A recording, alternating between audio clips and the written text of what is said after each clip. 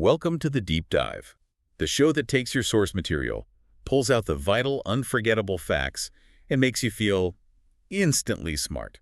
Today we are tackling a pretty complex stack of sources. We've got excerpts in the book Twisted Love, and we're going to be focusing entirely on the relationship between Ava Chen and Alex Volkov.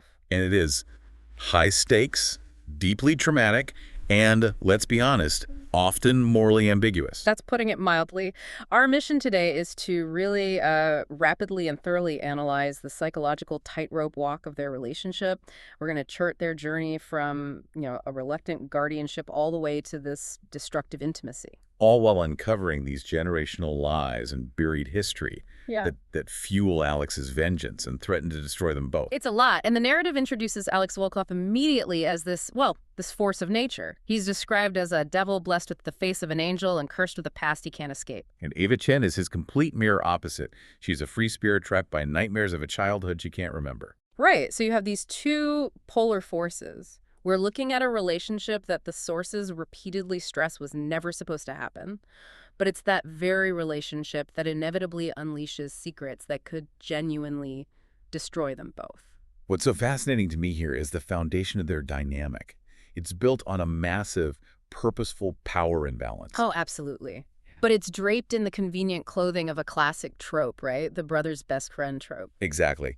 Alex, this ice-hearted, ruthless, incredibly successful businessman, is reluctantly forced by a favor to step into the role of Ava's neighbor and guardian. And that proximity is the key. It's forced, it's intentional, and it's immediately fraught with this tension that Alex, the man who is completely obsessed with control, he just cannot manage it. That's the core of it all, control.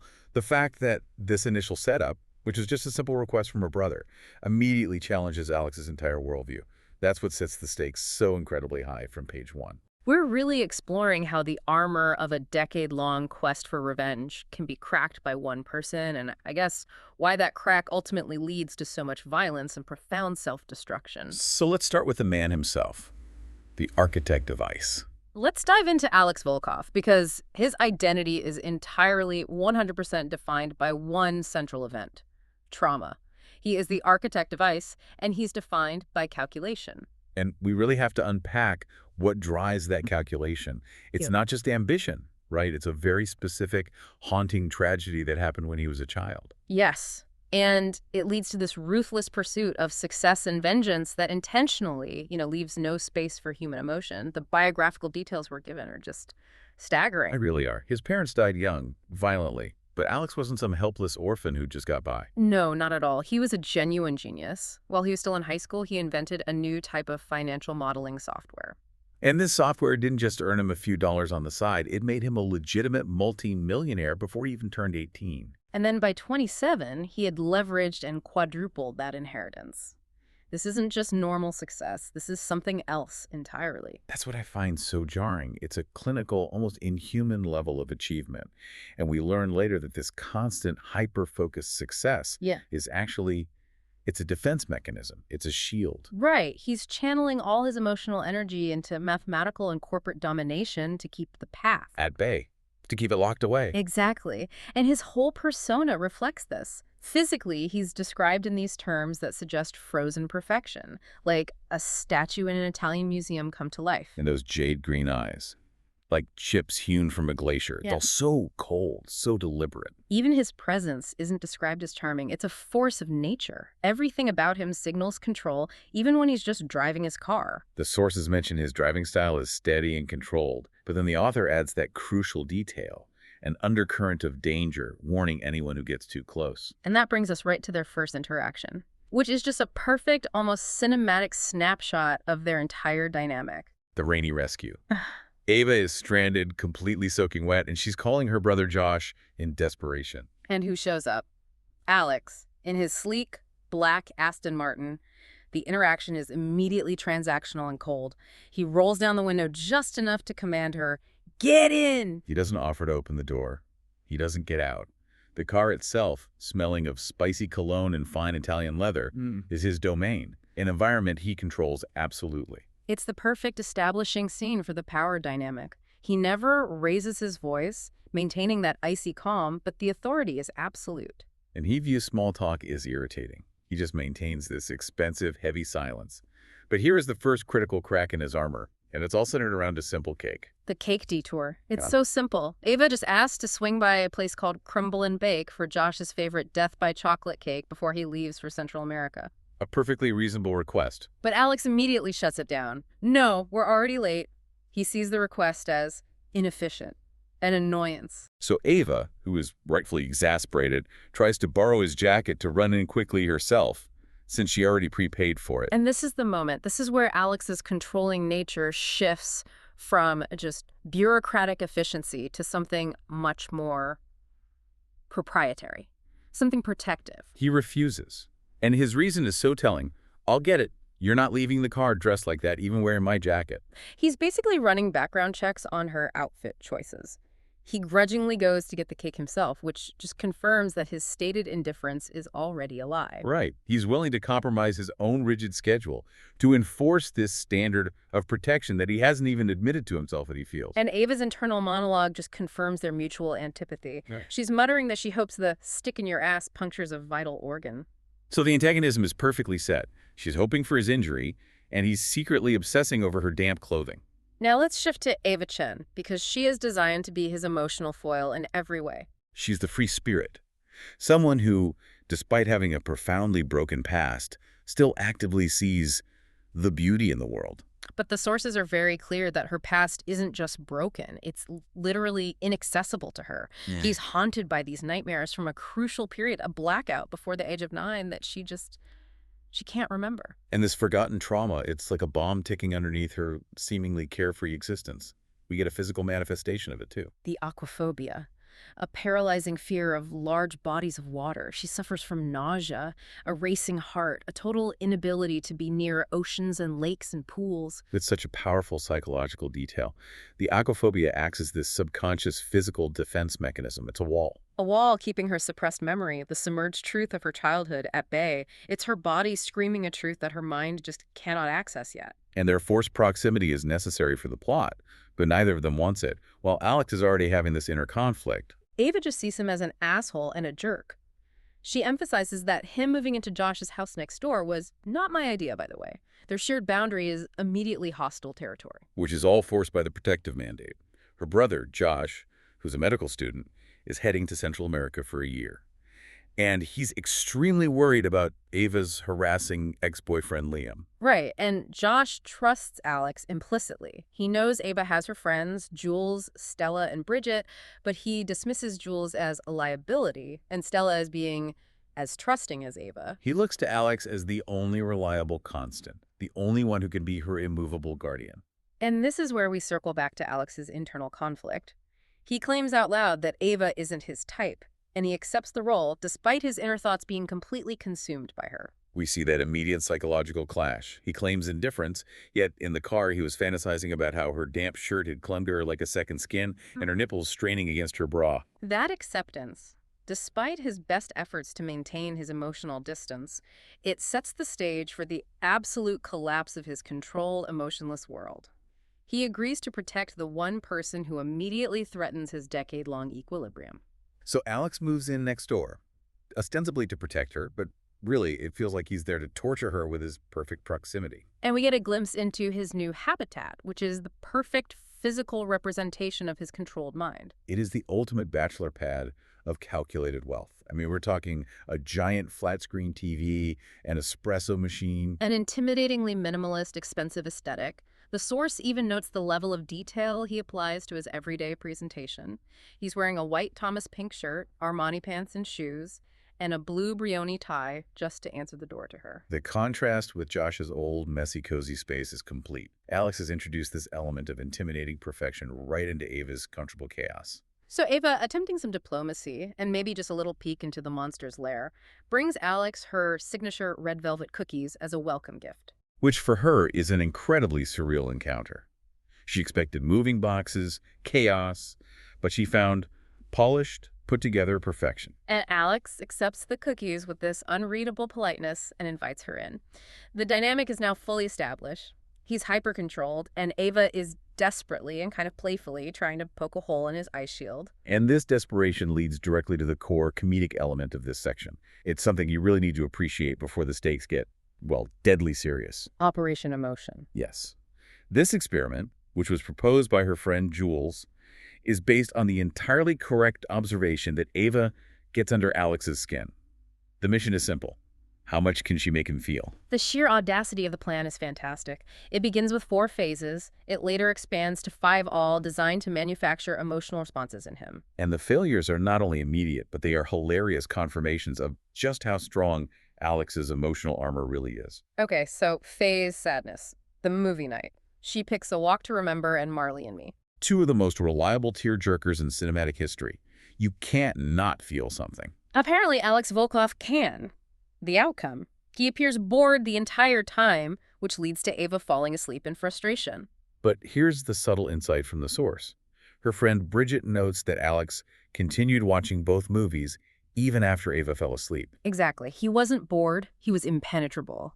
He has built his mind to resist the natural emotional pull of a narrative.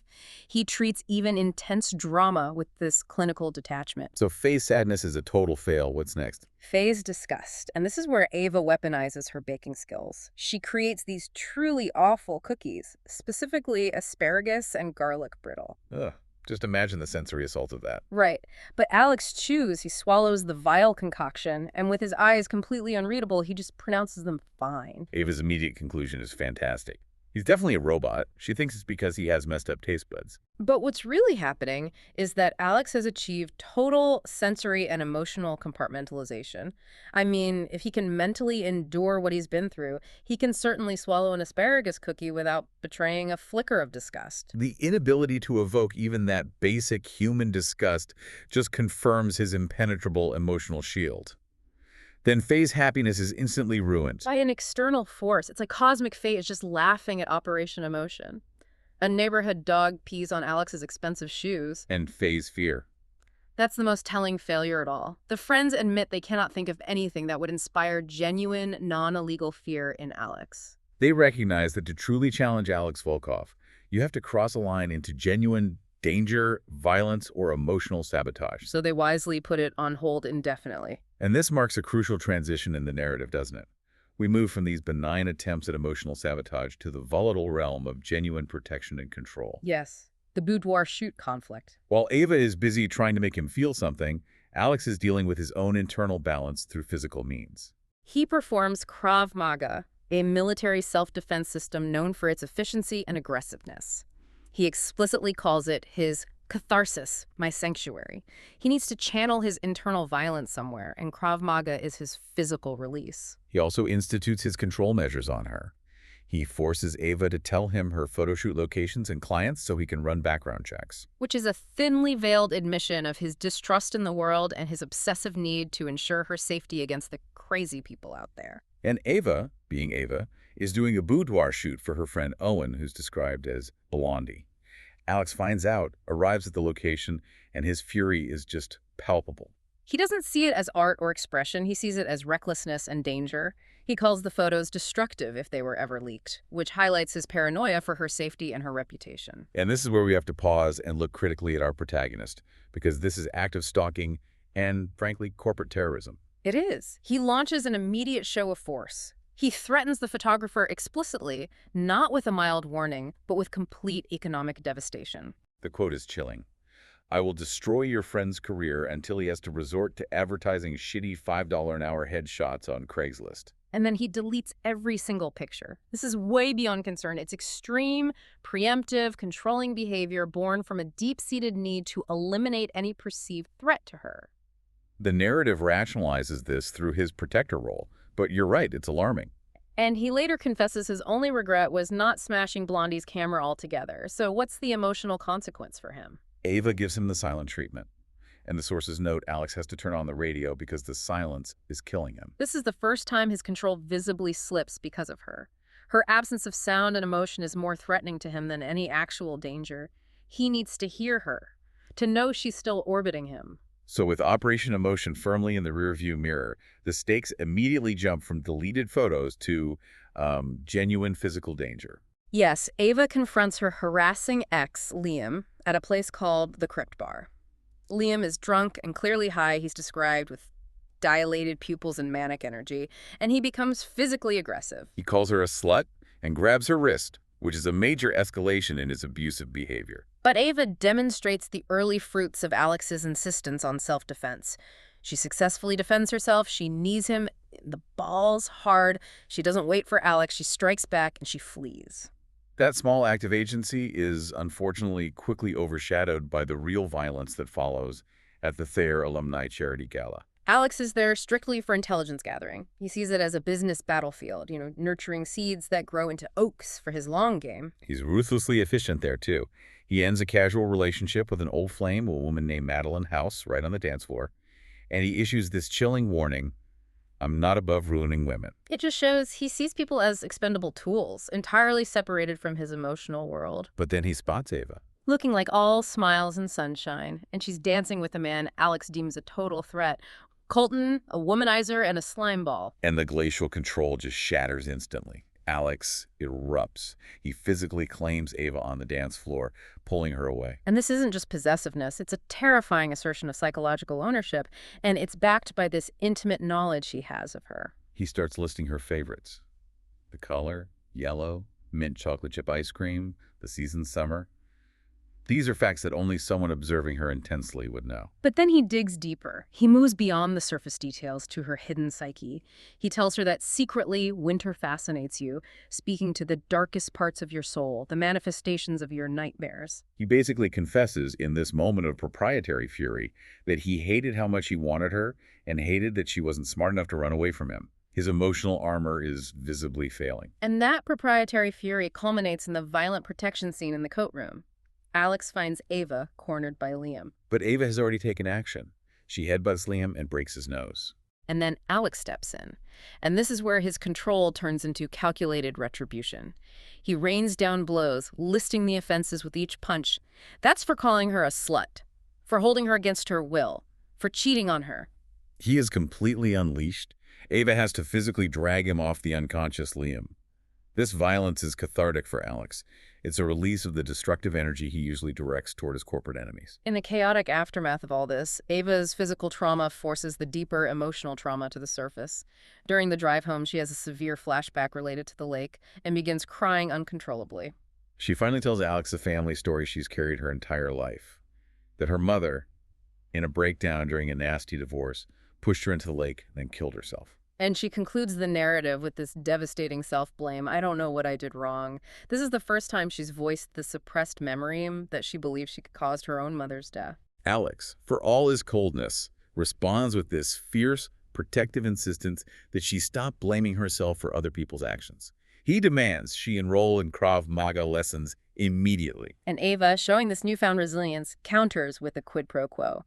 She'll take the self-defense lessons if he agrees to sit for a portrait. This quid pro quo is so fascinating because Ava correctly identifies that sitting for a portrait, being forced to be still, exposed, and seen, is the one thing that will successfully chip away at his composure. She understands that his armor is his control over his own image. The portrait session then becomes the crucible for their escalating sexual tension.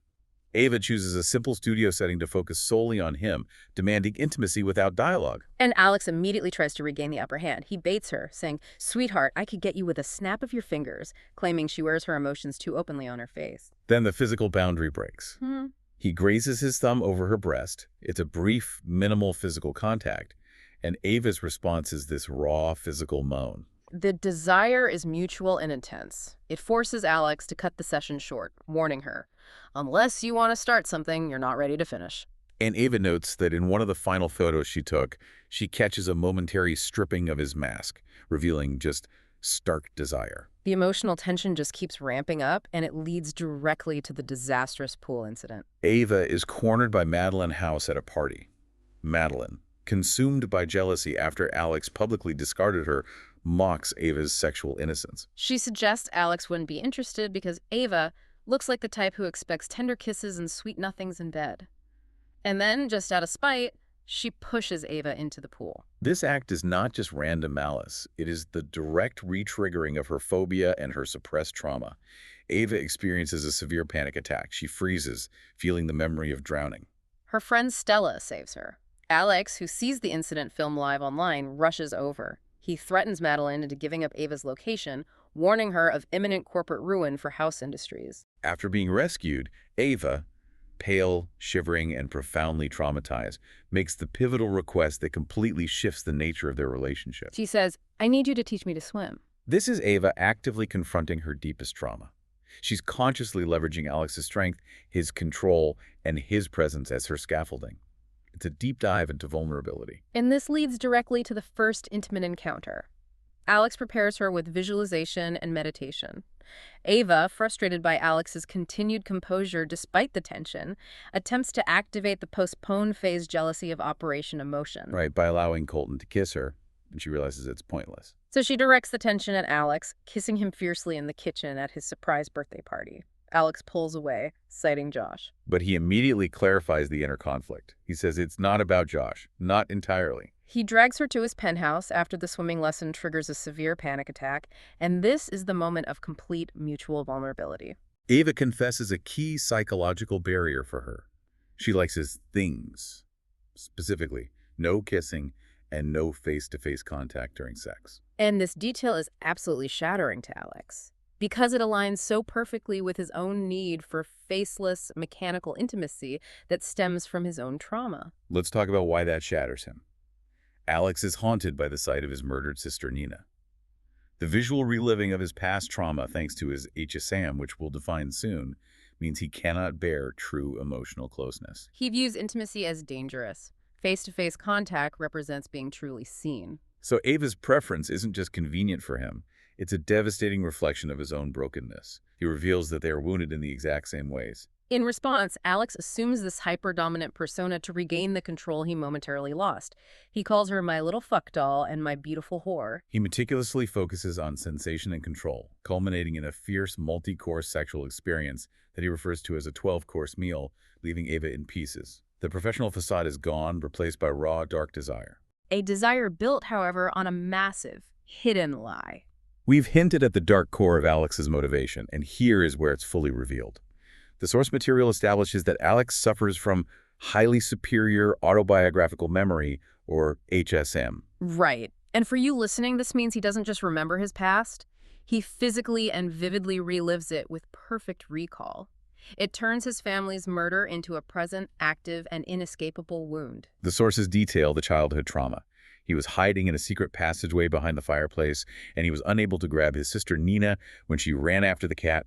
Smudges. He watched, frozen on his tiptoes, as his parents and his sister were shot multiple times, the crimson stains blossoming on their chests. And this is the source of his profound sense of shame. He viewed himself as useless, helpless, a coward. That is the crucial, decades-long driver. His uncle, Ivan Volkov, took him in after that day, but the memory of Nina's murder and his own perceived cowardice fueled a decade-long calculating plot. He built Archer Group into a financial behemoth with Ivan as the face, all while using his corporate power to chip away at the empire of the man he believed was responsible for the murder of his family. And that man he targeted was Ava's father, Michael Chen. But the immediate trigger for the confrontation isn't Alex's long-term plan. It's Ava's own resurfacing trauma, breaking through the blackout. She has a nightmare at the recurring time of 4:44 a.m., followed by this critical daytime flashback near the lake where she sees a flash of gold, a signet ring. That flash of gold is the key she needed. She connects the MC signet ring to her father, Michael Chen, and realizes the devastating truth. My mom didn't try to kill me, my dad did. She also dredges up the terrifying memory of him trying to suffocate her with a pillow in 3rd grade, a memory he had successfully suppressed until now. This leads to the critical turning point, the corporate office confrontation. When they confront Michael Chen, Alex admits he had his people investigate him. He found evidence of Ava's 3rd grade teacher, Mrs. James, reporting suspicious bruising evidence Michael had covered up. The walls are closing in, and Michael Chen, unable to maintain the facade, drops the mask. The source describes his face twisting into a hideous mask, a shift from the respectable businessman to a gleeful monster. He admits to gaslighting Ava. He engineered the drowning incident to secure custody during the divorce by framing his wife, who later killed herself. And the most heartbreaking detail, the one that guarantees Ava's sense of self-betrayal, is Michael gloating that Ava was the one who implicated your mother in the drowning because she believed her father's lies. Alex seals the deal. He reveals he worked with the FBI to freeze Michael's tainted assets. Alex is crowned the new CEO of Archer Group. Michael leaves with one last threat, claiming Josh will never believe Alex over his own father. Alex's decade-long revenge is complete, or so he thinks. Here's where the sources just pull the rug out from under you and from under Alex himself. The grand, devastating deception. Ivan Volkov, Alex's uncle and the acting CEO of Archer Group, is revealed to be the true architect and murderer of Alex's family. Alex discovers hidden letters confirming Ivan murdered his true father, Anton Dudek, and the rest of his family. Ivan had used Michael Chen as a convenient, corrupt scapegoat to take control of the family business. And before Alex can even process this new truth, Ivan immediately turns the tables, using the one thing Alex now cares about, Ava. He has Ava and her friend, Bridget, who we find out is the future princess of Eldora, kidnapped by a henchman named Camo and brought to his mansion in Philadelphia. Faced with losing her, Alex makes the ultimate sacrifice, the painful lie. Ivan forces Alex to confess his long-con plot in front of Ava. And Alex, knowing this is the only way to ensure Ivan doesn't hurt her further, twists the knife into his own heart and into Ava's trust. He lies. He says Ava was merely a pawn, a convenience to access Michael Chen's assets when Josh left. He claimed the sex was good, the only reason I didn't cut her off entirely. He is calculatedly destroying her faith in him. He deliberately mocks her vulnerability, calling her sweet, trusting Ava, so eager to fix broken things. He knows this confession will generate enough revulsion and hate that she won't follow him into the inevitable violence. He's protecting her. He's confirming his deepest, most destructive belief that love necessitates pain, sacrificing her trust to ensure her physical survival. This segment is just pure high-octane climax and emotional destruction. Alex arrives at Ivan's mansion, seemingly defeated. But he reveals the double cross that only a mind like Alex's could concoct. He poisoned Ivan earlier with a thallium-like substance. Administered via the green tea he'd requested at his house, Alex, of course, has the secret antidote. So Ivan, distracted by the onset of pain and rage, leaves an opening. And Ava, shattered by Alex's confession but newly resilient from her trauma conquests, knocks the gun out of Camo's hand. Bridget's bodyguard, Royce, tackles Camo, and Alex immediately pulls his own hidden gun. The moment of ultimate closure arrives, but it's brutally personalized. Alex shoots Ivan multiple times, calling out who the bullet is for with each shot. That was for my father, for Nina, for Ava, for Bridget. And this is for me. The violence is his dark, personal, and necessary reckoning. He's finally achieving closure for his decades of helplessness. In the aftermath, the separation is swift and painful. Alex ensures Ava is driven away safely, refusing to let her see him after his calculated confession. And Ava just breaks down, sobbing into Bridget's lap, realizing her world is fundamentally changed. Her entire worldview is inverted. Michael had lied to me, Alex had lied to me for years. And she concludes, the world is not the place I thought it was. It's cruel and it's vicious and there's no place for soft hearts. The lie worked. It shattered her innocence and her trust in the world, just as Alex intended. And Alex begins his penance immediately. He feels guilt, conscience, remorse, the very emotions he fought to suppress for years. He allows Josh to give him a brutal physical beating. He calls it a freebie for 8 years of lies, a desperate attempt to find pain and absolution for his deception. He also personally burns his uncle's mansion to the ground, ensuring Ivan's death is officially attributed to the fire. He is systematically destroying the physical anchors of his trauma and vengeance. 2 months later, the sources show Ava struggling deeply. She's moved in with Bridget, she's numb, and she suffers from a creative block. And crucially, she rejects red velvet cake. It's a symbol of the deep taint Alex put on all her cherished, beautiful, soft things. If the devil liked it, she can't. But her resilience emerges powerfully. She reclaims her agency not through grand gestures, but through these small, personal acts of strength. She returns to the university pool alone to conquer her aquaphobia. She swims until the water seems like a friend, swallowing my tears and cleansing me of the past. This conquest is a silent victory over the trauma her father inflicted. She then shifts her prestigious World Youth Photography Fellowship location to London, choosing to fly over the ocean, an act that would have been impossible for her just months earlier. She is actively choosing a path defined by agency and self-healing. far away from Alex's sphere of influence. Meanwhile, Alex has resigned as CEO of Archer Group. His reasoning: I couldn't stay on as CEO while spending all my time in London with you. So he follows her. He transforms his corporate ruthlessness into relentless personal pursuit. He literally takes over the duties of his private investigator/bodyguard, effectively stalking her across an ocean. And we have to acknowledge that this redemption is highly problematic. He bombards her with expensive gifts and flowers, Which Ava promptly pawns for living expenses, refusing his material dominance. This all culminates in the London confrontation. Ava is shocked and furious to see him. She accurately accuses him of being truly psycho for having her followed. And Alex, stripped of his power structure, just admits, "I'm here for you." He confesses, "You showed me there is beauty in the world." He acknowledges that she was the one who broke his emotional sterility. But Ava hits back hard. She accuses him of destroying her faith in those very beautiful things, including Birkin red velvet cake. She insists the world is cruel and it's vicious and there's no place for soft hearts. Alex, however, stands firm. He says, resolutely, "I'll wait however long it takes, but I'll never be okay with a world in which you're alone." He has changed his focus, but not the intensity of his obsession. Redemption takes a year. Ava's photography exhibition finally sells out.